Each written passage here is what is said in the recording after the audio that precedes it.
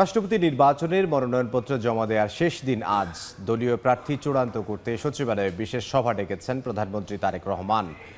সরকার দলীয় chief whip Nurul Islam মনি জানিয়েছেন, BNP chairman Tarique Rahman দলটির স্থায়ী কমিটির নেতাদের সঙ্গে বৈঠকে রাষ্ট্রপতি পদে মনোনয়ন চূড়ান্ত করবেন। দুপুরের পর নির্বাচন কমিশনে মনোনয়নপত্র জমা দেওয়া হবে। গণমাধ্যমে আলোচনায় রয়েছে দলের বর্তমান মহাসচিব মির্জা ফখরুল ইসলাম আলমগীরের নাম।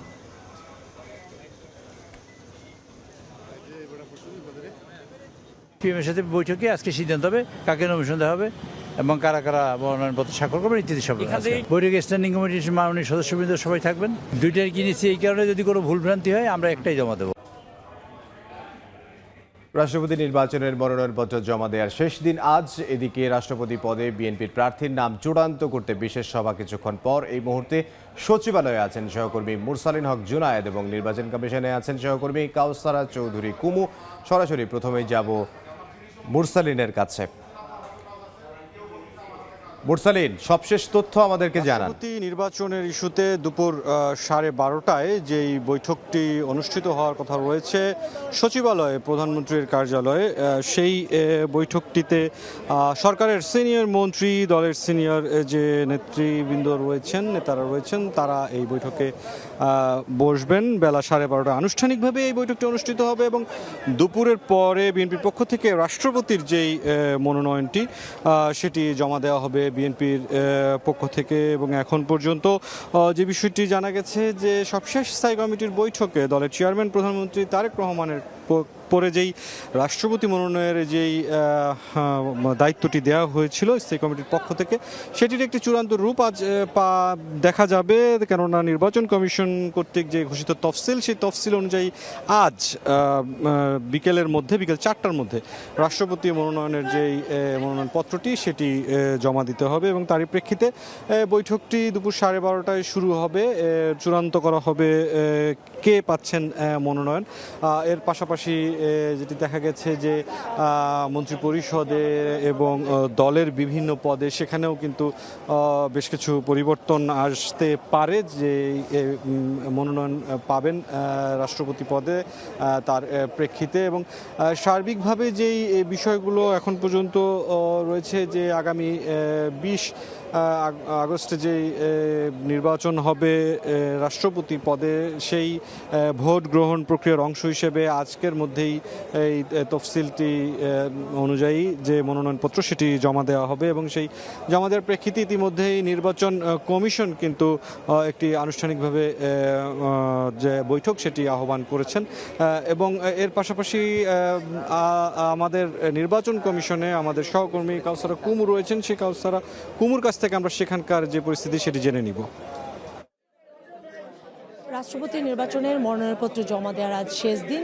বিকেল 4টা পর্যন্ত যে কেউ এসে মনোনয়নপত্র জমা দিতে পারবেন। আমরা যতটুকু জেনেছি যে এখন পর্যন্ত বিএনপির পক্ষ থেকে যে 2টি মনোনয়নপত্র নেওয়া হয়েছে এবং 11 দলীয় ঐক্যের পক্ষ থেকে 1টি মনোনয়নপত্র নেওয়া হয়েছিল এবং এই 3টি মনোনয়নপত্রের বাইরে কিন্তু এখনও পর্যন্ত রাষ্ট্রপতি নির্বাচন করার জন্য কোনো মনোনয়নপত্র সংগ্রহ করা হয়নি।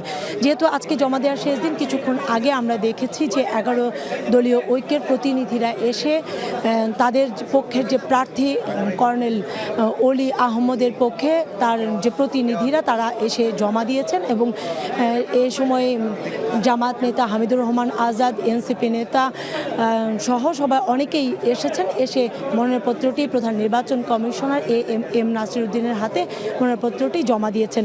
আমরা জানতে পেরেছি যে দুপুর নাগাদ বিএনপির পক্ষ থেকে এসেও তাদের মনোনয়নপত্রটি জমা দেওয়া হবে। যেহেতু 2টি মনোনয়নপত্র নেওয়া হয়েছে একটি দলের পক্ষ থেকে, আমরা জানতে পেরেছি যে 2টি পক্ষ থেকে তার যে কোনো একটি সিদ্ধান্ত নেবেন এবং একটি মনোনয়নপত্র এসে নির্বাচন কমিশনে এসে জমা দিবেন। যেহেতু বিকেল 4টি পর্যন্ত সময় রয়েছে, এই 4টা পর্যন্ত কমিশন অপেক্ষা করবে। যদি এর বাইরেও আরও কোনো কেউ মনোনয়নপত্র সংগ্রহ করে এবং সেটি জমা দেয়, সেটিও কিন্তু নির্বাচন কমিশন নিতে বাধ্য থাকবেন। যেহেতু যে কেউ এসে এই মনোনয়নপত্রটি জমা দিতে পারেন। তবে যেহেতু একটি কন্ডিশন রয়েছে যে সংসদ সদস্য হতে হবে এবং প্রস্তাবক সমর্থকও কিন্তু সংসদ সদস্য হতে হবে।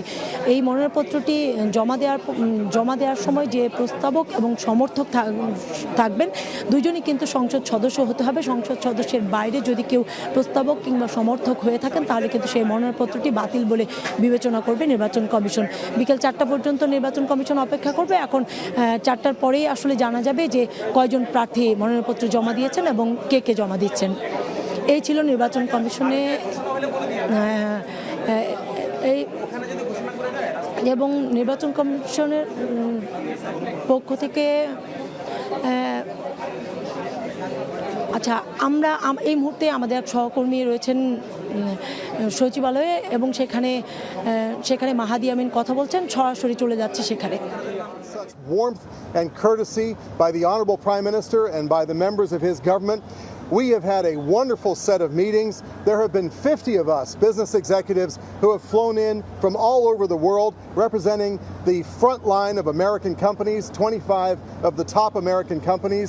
American companies are very privileged to be the top investors from a foreign country in Bangladesh. We bring the top level of managerial and ethical and technological capability. It pleases us no end to have had a wonderful set of meetings with the government of Bangladesh. We have heard the Prime Minister very clearly about his vision for the future of this great country, leveraging the amazing human capital and potential of your great people. We believe in the vision of the Honorable Prime Minister of Bangladesh being a $1 trillion economy by 2034. We believe that the private sector can be an important catalyst, bringing in investment and technology and know-how to advance the prosperity and happiness of the Bangladeshi people. This is a great country. We have American companies who have been here for decades, partnering with the people of Bangladesh, helping ensure prosperity, job creation, tax revenue, and we will continue to do that.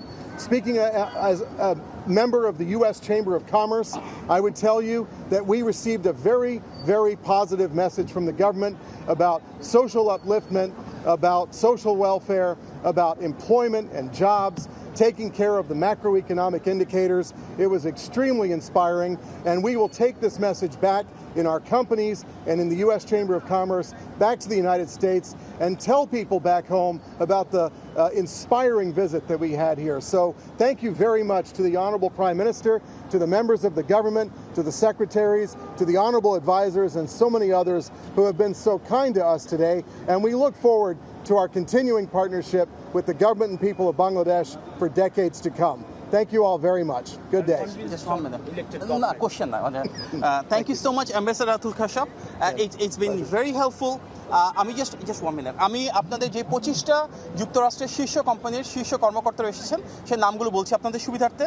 US Bangladesh business council, US chamber of commerce, Excelerate Energy, Chevron, Meta বা Facebook, Visa, US soybean export council, MetLife, Boeing, Uber, Apple, the Asia Group, APR Energy, GE Vernova, VF Corporation, Corteva Agriscience, Salesforce, Ulka Semi, Pathao, Cisco, Abbott, Metrotrack, HSBC Bank, Standard Chartered Bank, Anchorless এবং Drinkwell। এই 25টি company থেকে আজকে top টিয়ার যারা leadership রয়েছেন ওনারা এসেছেন।